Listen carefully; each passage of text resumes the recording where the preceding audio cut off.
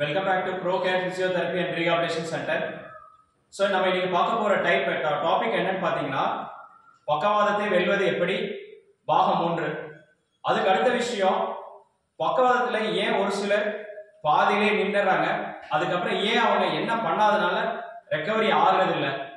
அதுக்கு அடுத்த விஷயம் நிறைய பேர் என்கிட்ட கேட்ட விஷயம் உங்க செட்ல நீங்க என்ன பண்றீங்க.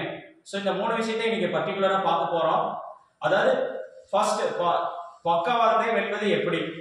ஸோ என்ன அப்படின்னா நிறைய பேர் லா ஆஃப் அட்ராக்ஷன் அதான் ஈர்ப்பு விதியை பயன்படுத்தி எப்படி ஒரு லைஃப்ல சக்சஸ் பண்றாங்க, ஒரு பிசினஸ்ல சக்சஸ் பண்றாங்க, அதே மாதிரி ஒரு ப்ராப்ளத்துல இருந்து வெளியில வராங்க. அதே விஷயத்தை பயன்படுத்தி ஸ்ட்ரோக்ல இருந்து எப்படி வெளியில வரலாம்னு சொல்லிட்டு நம்ம நிறைய பேர்த்திட்ட ட்ரீட் பண்ணோம். அந்த ட்ரீட் பண்ணதுல நிறைய பேர்த்தோட ஃபீட்பேக் எல்லாம் கேட்டோம். கேட்டதுல என்ன மாதிரி மனநிலையில இருந்தா இந்த பக்கவாதத்துல இருந்து வெளியில வர முடியும் அப்படின்னு சொல்லிட்டு நம்ம ஒரு கன்க்ளூஷனுக்கு வந்தோம். ஸோ அதை பத்தி தான் இன்னைக்கு நம்ம டிஸ்கஸ் பண்ண போறோம். ஸோ என்ன அந்த விஷயம் அப்படின்னு பாத்தீங்கன்னா பக்கவாதத்துல இருந்து வெளியில வந்தவங்க எல்லாருமே பண்ண ஒரே விஷயம் தான் தொடர்ச்சியா கன்சிஸ்டண்டா பண்ண ஒரே விஷயம், நான் எப்படியாவது இதுல இருந்து வெளியில வந்துருவேன், வந்துட்டே இருக்கேன், அந்த ப்ராசஸ்ல நான் இருக்கேன் அப்படிங்கிற இந்த விஷயம் எல்லாமே பாத்தீங்கன்னா பாசிட்டிவான ஒரு விஷயம், பாசிட்டிவான ஒரு வைப்ரேஷன். ஸோ அதை நோக்கி டிராவல் பண்ணிட்டே இருக்குது, அதுக்கான தேடல் இருந்துட்டே இருக்குது. அப்படி இருந்தவங்க எல்லாருமே பக்கவாதத்துல ஆல்மோஸ்ட் எல்லாமே ரெக்கவரி ஆகி தன்னோட வேலையை ரீஸ்டார்ட் பண்ணி அவங்க அடுத்த கட்டத்துக்கு நகர ஆரம்பிச்சிட்டாங்க. அதை என்ன சொல்லணும் அப்படின்னா பெரியவங்க அதை தான் எண்ணம் போல் வாழ்க்கை அப்படின்னு சொல்லுவாங்க. நமக்கு ஒரு நல்ல எண்ணம் இருக்கணும், ஒரு நல்ல எண்ணம் இருந்துச்சுன்னா அதுக்கான தேடல் கிடைக்கும். அந்த தேடலை நோக்கி நகரும் போது கண்டிப்பா சக்சஸ் ரீச் பண்ண முடியும் அப்படின்னு சொல்றாங்க. எல்லாருமே அப்படி பண்றாங்களா? கண்டிப்பா ஃபர்ஸ்ட் ஒரு விஷயத்தை ஆரம்பிக்கும் போது தோல்வி இருக்கும். தோல்வி இருந்தா மட்டும்தான் வெற்றியை நோக்கி போறதுக்கு உண்டான வழி கிடைக்கும். நிறைய பேரு ஸ்ட்ரோக்ல ஃபர்ஸ்ட் அந்த ஸ்ட்ரோக் வந்த ஃபர்ஸ்ட் ஒரு 2 to 3 monthsல நல்லா எக்ஸசைஸ் பண்ணுவாங்க, கன்சிஸ்டண்டா ஃபாலோ பண்ணுவாங்க. அதுக்கப்புறம் ஒரு 3 months ஆனதுக்கு அப்புறம் எனக்கு நல்ல ரெக்கவரி வரல அப்படின்னு சொல்லிட்டு ஒரு டிப்ரெஷன் வந்துடும்.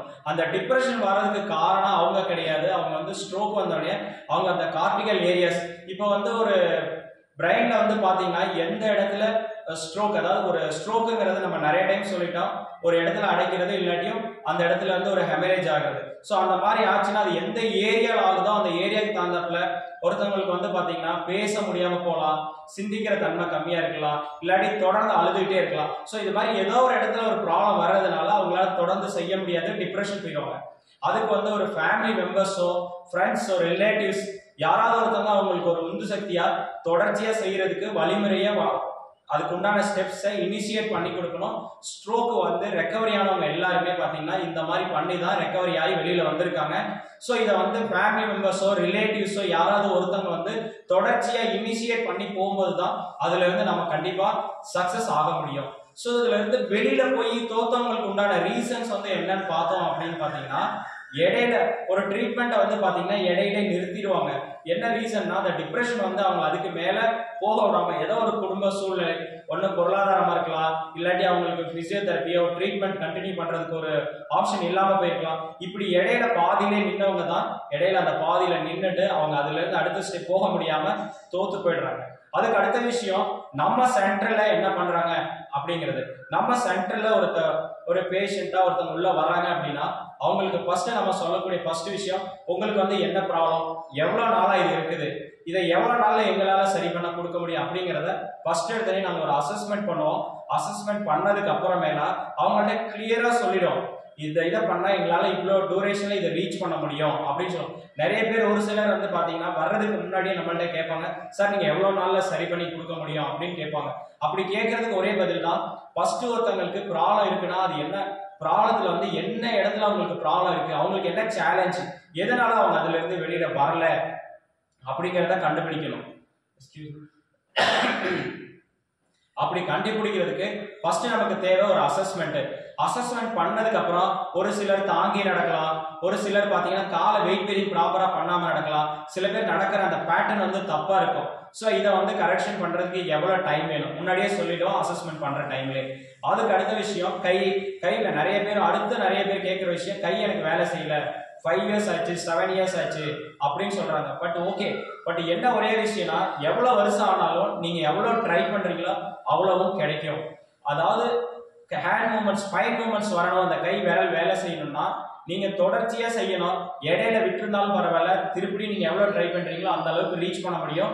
அப்படி ரீச் பண்றதுக்கு நம்ம வந்து ஒரு செட்டப் ப்ராக்டிஸ் வந்து வச்சிருக்கோம்.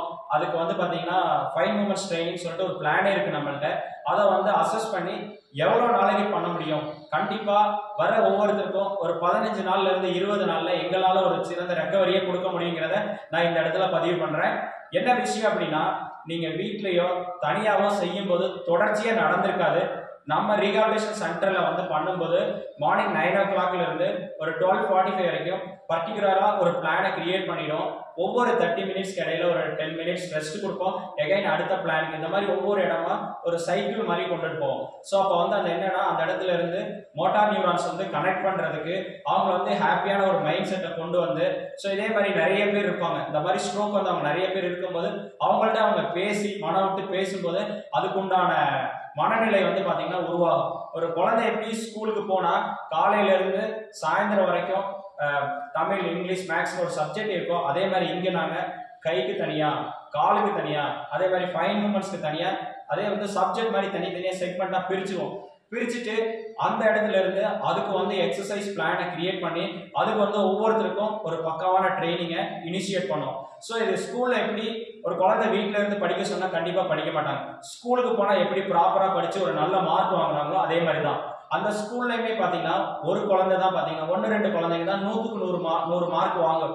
என்ன ரீசன் பாத்தீங்கன்னா அந்த குழந்தைக்கு வந்து பாத்தீங்கன்னா இயற்கையாவே வந்து பாத்தீங்கன்னா அந்த கேப்சர் பண்ற பவர் வந்து நல்லா இருக்கும். அதனால அவங்க ஈஸியா பண்ணிட முடியும். 90 மார்க்ஸ் எல்லாராலும் வாங்க முடியும். அதே மாதிரி 100 மார்க்ஸ் வாங்கணும் அப்படின்னா திருப்பிடியும் பண்ணணும், எழுதி பார்க்கணும், மிஸ்டேக் வராம இருக்கணும், ஹேண்ட் ரைட்டிங் நல்லா இருக்கணும். இதே மாதிரி தான் ஒரு ஸ்ட்ரோக்குங்கிற பிரச்சனையில இருந்து வெளியில வரணும் அப்படின்னா தொடர்ச்சியா செய்யணும். அதை வந்து ரெப்யூட்டேஷன் இருக்கணும். அந்த விஷயம் எல்லாத்தையும் நம்ம சென்டர்ல கரெக்டா பண்ண வைப்போம். ஸோ அதுக்கு அடுத்தபடியா பாத்தீங்கன்னா ஆஃப்டர்நூன் செஷன் வந்து என்ன பண்ணுவீங்க அப்படின்னு சொல்லி கேட்டாங்க. அதுக்கு உண்டான பதில் என்னன்னு பாத்தீங்கன்னா, நம்ம 3 o'clock இருந்து 5:45 வரைக்கும் செஷன் இருக்கும். அதுல வந்து பாத்தீங்கன்னா மார்னிங் என்ன பிளான் பண்ணோமோ அதுல பாதி எடுத்துப்போம். அடுத்த பிளான் வந்து இப்போ மார்னிங் வந்து பாத்தீங்கன்னா எஸ்பெஷலி ஒரு காலுக்கு எக்ஸசைஸ் கொடுக்குறோம்னா மத்தியான நேரத்தில் வந்து கைக்கு எக்ஸசைஸ் ஒரு சிலருக்கு மாற்றி கொடுப்போம், ஒரு சிலருக்கு கம்பைண்டாக வச்சுருப்போம். அது அவங்களோட ப்ராப்ளம் என்னன்னு சொல்லி அவங்களுக்கான சேலஞ்ச் என்னன்னு கண்டுபிடிச்சி அதுக்கு உண்டான பிளானை கிரியேட் பண்ணி அதுக்கேற்ற மாதிரி நகர்த்திட்டு போவோம். ஸோ மார்னிங் வந்து பார்த்தீங்கன்னா 9 o'clock இருந்து 12:45 12:30 to 12:45 இருக்கும். ஆஃப்டர்நூன் ஒரு 3 o'clock ஆரம்பிச்சோம்னா அப் டு 5:45 வரைக்கும் நம்மளோட செஷன்ஸ் வந்து இருக்கும். இடையில இன்பிட்வீன் டைம் ரெஸ்ட் இருக்கும். ஃபுட்டு வந்து பார்த்தீங்க அப்படின்னா ஸ்ட்ரோக்குக்கு என்ன தேவை அப்படிங்கிற மாதிரி ஃபுட்டை நம்ம கரெக்டாக கொடுப்போம். ஃபுட்டு வந்து கண்டிப்பாக ரொம்ப நியூட்ரிஷியஸான ஃபுட்டு இருக்கும். கண்டிப்பாக ரெக்கவரி ஆகிறதுக்கு நம்ம எல்லா சைட்லையும் வந்து கண்டிப்பாக ஹெல்ப் பண்ணுவோம். ஒரு பர்சன் வர்றது வந்து என்னன்னா அவங்களுக்கு ரெக்கவரி வேணும்னு வராங்க. அந்த ரெக்கவரியை வந்து கண்டிப்பாக நம்மளால எவ்வளோ மேக்ஸிமம் முடியுமோ அந்த அளவுக்கு கண்டிப்பாக ட்ரை பண்ணி கொடுத்துருவோம். ஸோ இதில் வந்து நான் சொன்ன விஷயத்தை ஒரு தடவை சமரைஸ் பண்ணுறேன். ஒரு பக்கவாதத்தை வெல்லணும் அப்படின்னு நினைச்சோம் அப்படின்னா ஒருத்தர் வந்து டெய்லியும் ஒரு சின்ன எக்ஸசைஸ் மாதிரி கூட இதை வச்சுக்கலாம். ஃபர்ஸ்ட் அவங்க வந்து தொடர்ச்சியா செய்யணும். பாசிட்டிவ் மைண்ட் வேணும். அதான் அந்த பாசிட்டிவ் மைண்டுங்கிறது டெய்லி காலையில எழுந்திரிச்சோன்னே நான் நல்லா இருக்கேன், நான் நல்ல எக்ஸசைஸ் பண்ணிட்டு இருக்கேன், நல்ல எக்ஸசைஸ் பண்ணிட்டு இருக்கும்போது அதுக்கான ப்ராசஸ் நான் தொடர்ந்து போயிட்டே இருக்கேன், ஜெயிச்சுவேன் அப்படின்னு காலையில தூங்கி எழுந்திரிச்சோனையும் நைட்டு தூங்குறதுக்கு முன்னாடியும் இந்த விஷயத்தை தொடர்ந்து செய்யும் போது, இந்த பயிற்சியை தொடர்ந்து செய்யும் போது அவங்களுக்கு ப்ராப்பரான மைண்ட் செட்டு உருவாயிடும். அதுக்கு அடுத்த விஷயம் வந்து என்னன்னா கன்சிஸ்டன்சி. ஒரு எக்ஸசைஸ் நாங்க என்ன சொல்றோமோ அதை வந்து அவங்க தூங்குறதுக்கு முன்னாடியும் காலையில எழுந்திரிச்சோடனே நேற்று நான் இந்த எக்ஸசைஸை பண்ணேன், இப்படி பண்ணேன், இன்னைக்கு என்ன சொல்லி தருவாங்க இப்படிங்கிற ஒரு விஷயத்த நினைச்சு பார்க்கும்போது அவங்களுக்கு வந்து மோட்டார் நியூரான்ஸ் வந்து நல்லா ஜென்ரேட் ஆகும், கனெக்ட் ஆகும், ரெக்கவரி ஆகிறதுக்கு. அதுதான் மெயின் ரீசன். ரெக்கவரி ஆனவங்க எல்லாருமே இந்த மாதிரி பண்ணவங்க தான் ரெக்கவரி ஆயிருக்காங்க. சின்ன ப்ராப்ளம் ஒரு 90% ரெக்கவரி ஈஸியா வந்துடும். ஒரு ஹெமரேஜிக் வெரைட்டியா இருக்கிற ஸ்ட்ரோக் எல்லாமே பாத்தீங்க அப்படின்னா நல்லா ட்ரை பண்ணும்போது அடுத்த லெவலுக்கு போயிடுவாங்க. தோத்து போனவங்க எல்லாரும், அதாவது இடையில நின்றுக்கிறவங்க எல்லாருமே பயிற்சியை பாதியிலே விட்டவங்க, நியூராலஜிஸ்டோட சப்போர்ட் வந்து ஒரு ஸ்ட்ரோக் வந்துச்சுன்னா கண்டினியூ பண்ணணும். பிசியோதெரபிஸ்டோட சப்போர்ட்டும் கண்டினியூ வேணும். இடையில பார்த்தீங்கன்னா இந்த நியூராலஜிஸ்ட், பிசியோதெரபிஸ்ட் இவங்களோட சப்போர்ட்டை இடையில விட்டவங்க பாதியிலே நின்றுக்கிறாங்க. நம்ம சென்டரில் வந்து என்ன பண்ணுங்கிறத நான் சொல்லிட்டேன். ஸோ அநேகமாக இந்த வீடியோ உங்களுக்கு உபயோகமாக இருக்கும்னு நினைக்கிறேன். அடுத்த ஒரு வீடியோவில் சந்திக்கிறேன். தேங்க்ஸ் ஃபார் வாட்சிங். தேங்க்யூ.